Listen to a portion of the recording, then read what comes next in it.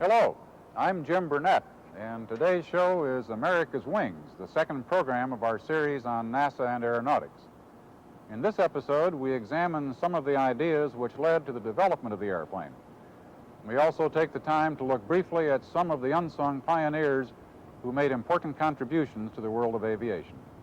In 1903, at Kitty Hawk, North Carolina, Orville and Wilbur Wright for the first time put into powered flight a heavier-than-air machine and called it an airplane. It turned out to be one of those giant leaps for mankind, recorded in the history books of every grade school in the United States. And the names of the Wright brothers are known by every fifth grader who passed history. That was in 1903. And anyone born in 1903 knows that that's a short time ago.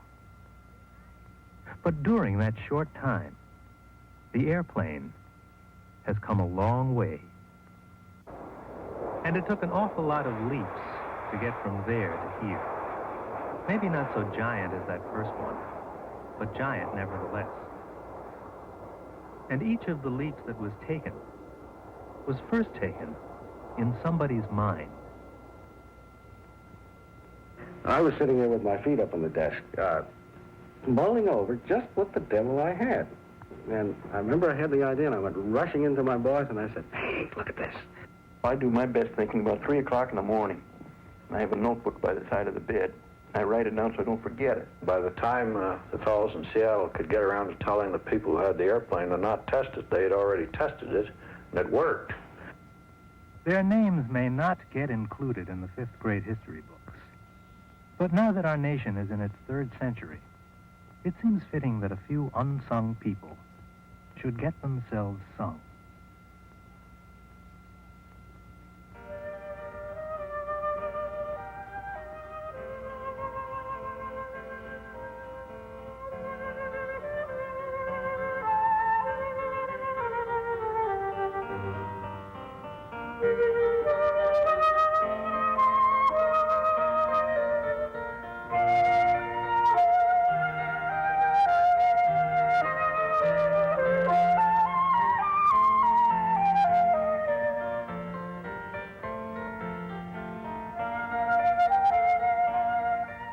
Gravity is pulling us down. Gravity is grave. Gravity is a downer. Flying is up. Flying is a high. Flying is a release from gravity. Flying is the ultimate leap for joy. Flying is freedom. Flying is wings.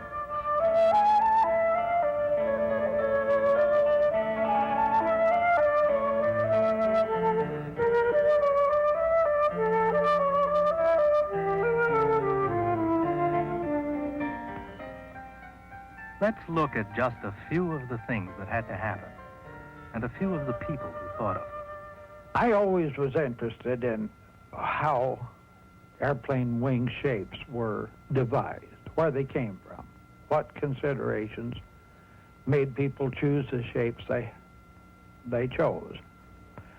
I had a chance to talk to Orville Wright about that when I knew him. And Orville Wright considered it a practical matter of wind tunnel experiment. Eastman Jacobs was in charge of the wind tunnel experiments at Langley Field in Virginia during the 30s. He worked for the National Advisory Committee for Aeronautics, the NACA, predecessor of NASA. Eastman Jacobs worked on wings. A wing can lift an airplane just by moving through the air. So that's the first order of business, to get the plane moving. But that's the story of engines. First the piston engines turning propellers, and then the jet engine. If this film were about engines, we'd be talking about the problems the engine designers had to overcome to make engines more powerful. But it's about wings.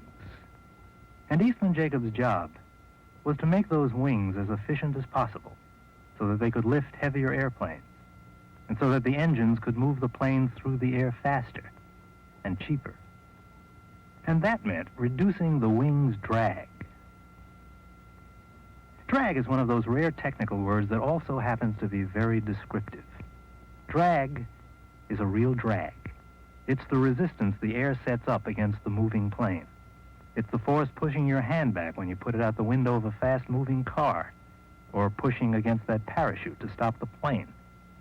So wing designers have always had their work cut out for them to maintain the lift and decrease the drag. One of the first steps was to get rid of all those wires on the early planes and replace them with struts. The drag went down because there were fewer struts, and the struts themselves could be streamlined. The next big step, once we learned enough about wing structures to make wings light and still strong, was to get rid of the struts. And then the job was to reduce the drag in the wings themselves. Then, when I joined the research staff at Langley Field, what was then National Advisory Committee for Aeronautics,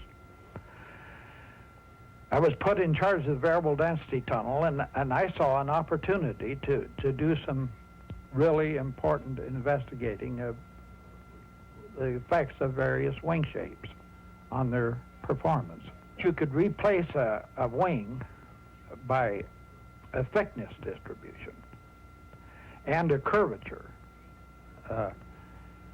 And the real wing was a combination of those two things, and we devised a system that we gave NACA numbers to represent variations in these variables. So many of the airplanes in this country used those wings that were developed as part of these numbered series.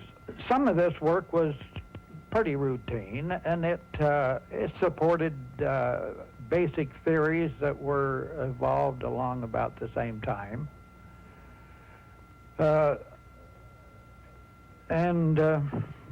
It was the working together of theory and an experiment that intrigued me, and the fact that we might make contributions to better airplanes. He puts it modestly. The airfoil shapes that came out of Jacobs' work in the 1930s and early 40s are used in the wings of the commercial airplanes flying today. The airfoil, by the way, is the cross-sectional shape of the wing. What was happening was that aerodynamicists were busy solving wing problems, and engine men were busy making more problems for them. They kept improving their engines so that planes could fly faster. But as a plane flies faster, the drag gets higher. So the aerodynamicists had to keep redesigning the airfoil. The work went on, and the planes flew faster and faster. And then you get up to near Mach 1, the speed of sound, and suddenly there's a whole bunch of new problems. Shock waves. This is an airfoil, the cross-section of a wing, in a wind tunnel test. The shock waves are those curved black lines wiggling around near the top of the wing. As you watch, the plane's airspeed is being increased to just under Mach 1. But the air has to speed up even more to get around the upper curve on the wing. That's what lowers the air pressure above the wing and makes the plane go up. And the speeded up air actually reaches Mach 1 as it passes above the wing, even though the speed of the plane is lower. When that happens, the plane is flying at the critical speed. And when that occurs, we get a shock wave standing here on the surface of the wing. Then that shock wave causes separation of the flow right near the surface, which we call the boundary layer. And separated boundary layers are very much like the wake behind a boat, all churned up and unsteady. Three things happen. The drag goes up abruptly, the airplane starts to shake, and the airplane becomes uncontrollable. And so airplanes have been designed not to fly at supercritical speeds. Richard Whitcomb is also a Langley Research Center man. He is presently head of transonic aerodynamics at the NASA installation. One of his major contributions to modern aircraft design is the supercritical wing. Now, with the supercritical airfoil, we flatten off the upper surface. We don't speed the air up nearly as much. And because of that, we greatly delay the onset of the shock wave and the separation, and therefore can fly up into the supercritical range. I might mention that we have to get lift. Airplanes can't fly without lift. And we've taken away the device or the shape that gave lift to conventional airfoils. We've gotten rid of the curvature here. Now we get the lift back by a very large amount of curvature back at the trailing edge. Richard Whitcomb's supercritical wing was developed in 1965. But let's go back to 1935, to a young German professor named Adolf Busemann, who was surprised to get an invitation to present a paper at an international technical meeting in Rome. Surprised, honored, and scared, because some of the biggest names in aerodynamics were going to be there. This is Dr. Busemann, professor emeritus at the University of Colorado, and for 16 years a NASA research scientist at Langley. I immediately had to give my letters to the government to see that I'm invited and ask them whether I get permission. But on the other hand, of course, you had to prepare your talk too, otherwise you are a failure. And when you see all the other people who are invited and they are famous people and you are a young man, you really have to work hard enough to make it a flop. He worked hard not to make it a flop and came up with an idea for a paper. The idea was the swept wing, the angled back wing that we see today on practically every jet in the air. But my family remembers when I said I have a new hit. I have a new hit when I got it. And therefore it is really like almost lightning that you get the right idea. But of course, to have to prepare for that, it doesn't come out of the dark. You have to really prepare yourself and get all your experience together and ask the proper question. How do you find Part of the experience he got together went right back to childhood. But of course, I was born in a harbor town where we had, my father was a harbor engineer, where we had ships, and I could see the bow waves of the ships. And they are, of course, a much easier to understand thing. And therefore, by having seen enough bow waves, especially in river boats, where the wave pattern is more similar to the one of sound. In the ocean, the waves are complicated. Every wavelength has a special velocity. But in the river boats or in shallow water, you have a similar thing, but of course in 2 dimensions only, not in 3 dimensions. And when you think of a boat and you have the bow wave of the boat going sideways, you can get crazy ideas what to do with that wave, just like people who... And Adolf Busemann's crazy idea was to use that swept-back wave, to take advantage of all that energy and line up his wings in that direction. It was all theory at the time. It couldn't be tested because they still didn't know how to make airplanes go fast enough. But it was an idea whose time finally came.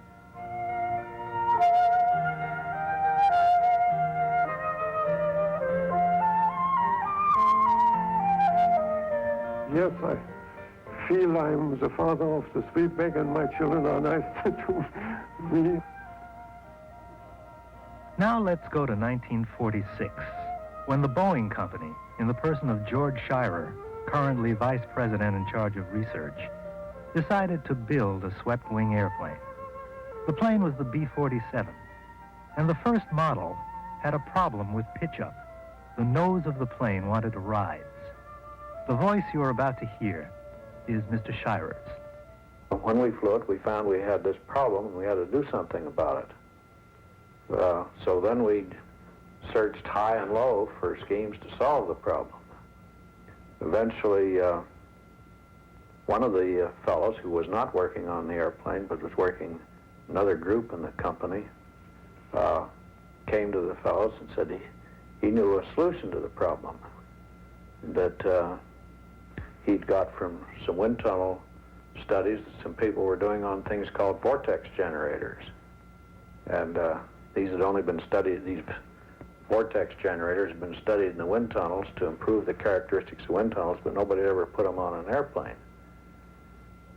So he was quite outspoken that we ought to try these out. And he became, nobody would believe him or listen to him, but he was a very bright guy. And he became very obnoxious in insisting that we try these. So the fellows decided, all right, they would try them. And they made up a set of them to put on the airplane and try, and at the last minute they decided no, they wouldn't test them, they would shut it off. So the airplane was some far part of the country, I believe it was down here or in Wichita for testing. And by the time the fellows in Seattle could get around to telling the people who had the airplane to not test it, they had already tested it, and it worked. So that led to a lot of other things. The next thing we discovered was that we could make the root part of the wing much thicker without losing much on high speed. It saved a lot of weight, saved the pitch-up problem, and gave us a place to put a lot more fuel inside the wing. It also gave us a place to put the landing gear inside the wing, and that was the basis on which we were able to then go back in the commercial airplanes and use landing gears mounted on the wings. It all went back to this incident with the pitch-up and the vortex generators. That very insistent engineer was James Osborne of the Boeing Company.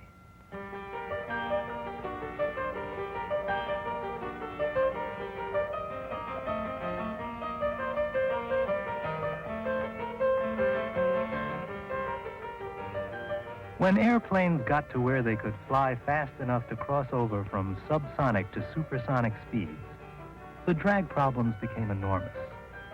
Well, in 1952, Richard Whitcomb got a sudden flash. I was sitting there with my feet up on the desk, mulling over just what the devil I had. And I remember I had the idea, and I went rushing into my boss, and I said, hey, look at this. What it was the area rule. The rule that led to the so-called Coke bottle fuselage. Using the area rule, the fuselage, the body of the plane, is necked in at the wing. Let's let Dr. Whitcomb tell it. I was at a lecture given by Dr. Bussmann in which he was describing his interpretation of transonic flow.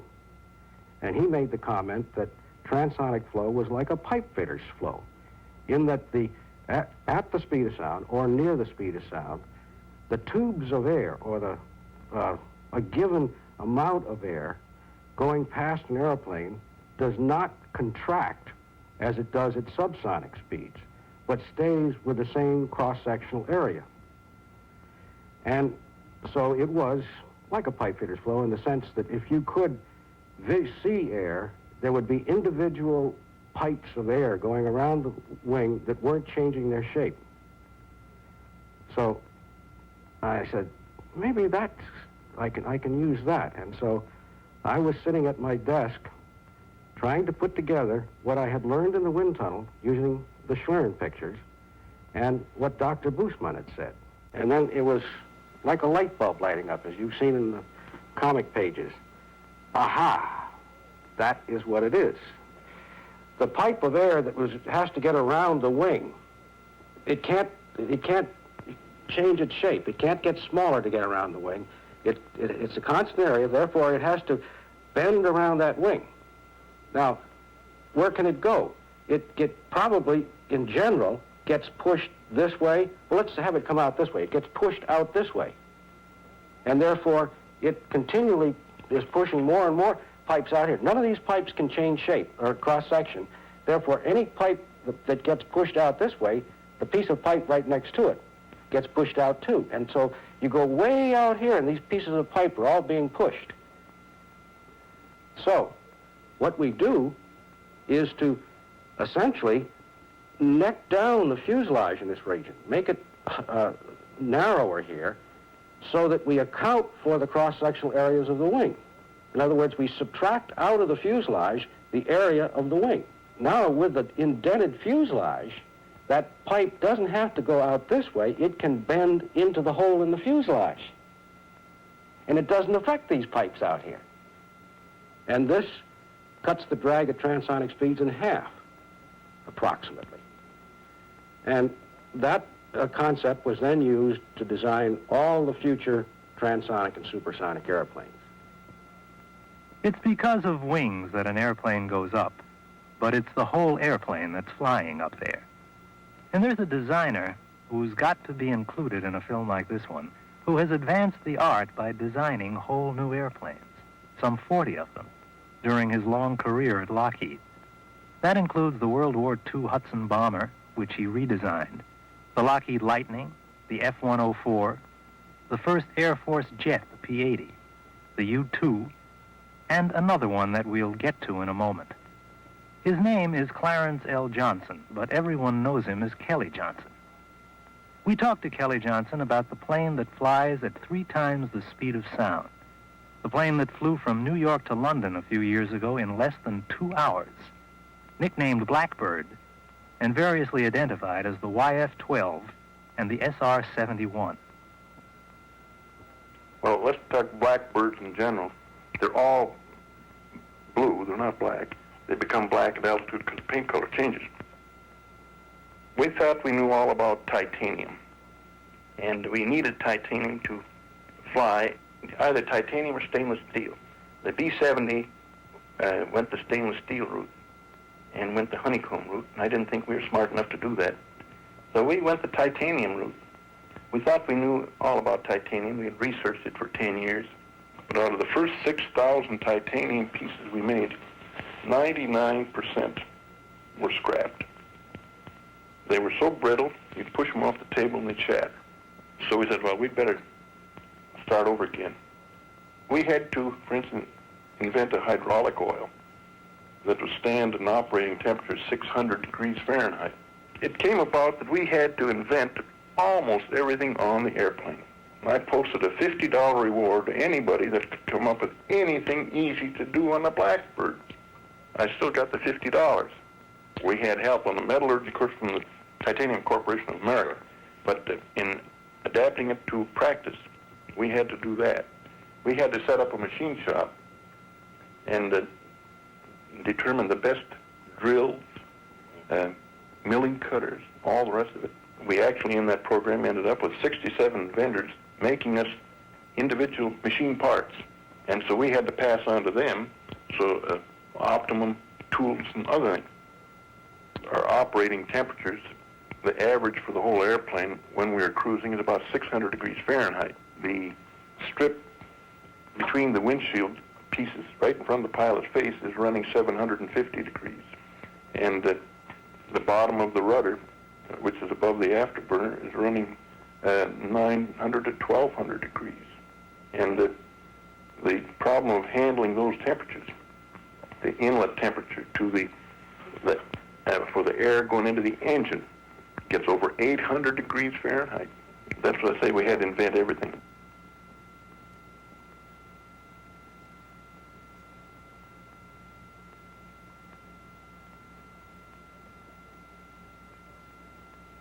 Well, I do my best thinking about 3 o'clock in the morning. I have a notebook by the side of the bed. I write it down so I don't forget it. Start at 7 o'clock and quit at 4. If you can't do it with brains, you can't do it with hours. I don't try to impress my metabolism, though, on the others. If they want to come in at 9 and go home at 6, that's up to them.